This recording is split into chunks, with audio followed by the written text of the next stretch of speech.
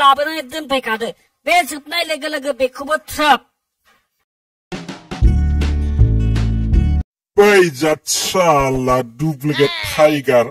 नोंनि आखला बांद्रायबाय नों बांद्राय जाथारबाय बाप बाप बाप मासे खाथाना डायलग होगासिनो दंलै नोंलाय नोंखौ नैबे सिरिन्जजोंनो होथारनि लागायनानै हो बन्धु लागायनानै हो बे साला हारामि डुप्लिकेट टाइगारा ना जोंनि बे बर' इउटुब समाजखौ गाज्रि गुबुंले खालामनो नागिरदों लागायनानै हो लागायथार दे लागायनानै हो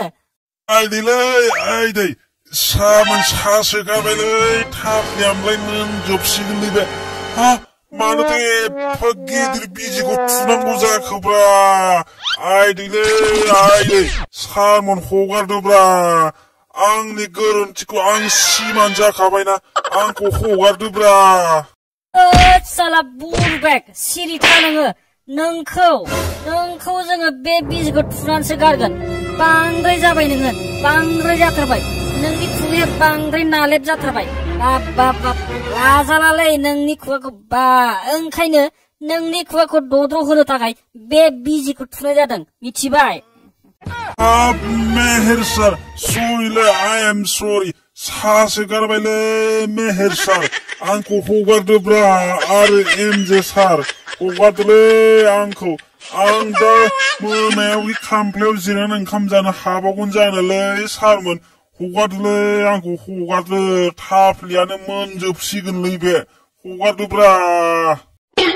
साला सिरिथा नोङो सिरिथा जोंनि बे इउटुब समाजाव नों बायदि मानसि थायोब्ला जोंनि इउटुब समाजा गाज्रि जागोन गुबुंले जागोन ओंखायनो जोङो नोंनि बे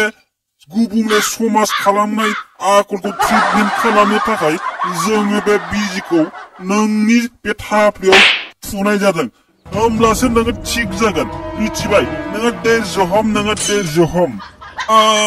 एमजे सार आं मा गोरोन्थि मावबाय थाखोब्रा नोंसिनि नुनायावलाय आंलाय माथो जेबो गोरोन्थिखौनो मावनाय बायदि नुवाखैब्रा एमजे सार जाबाय सोरबाखि थुबालै एफाबां गिदिर बिजिजों थुयोलै साजोब्बायलै मोनग्लिजोबखाबाय बे आंनि थाफ्लिया साला बुरबेक सिरिथा नोङो सिरिथा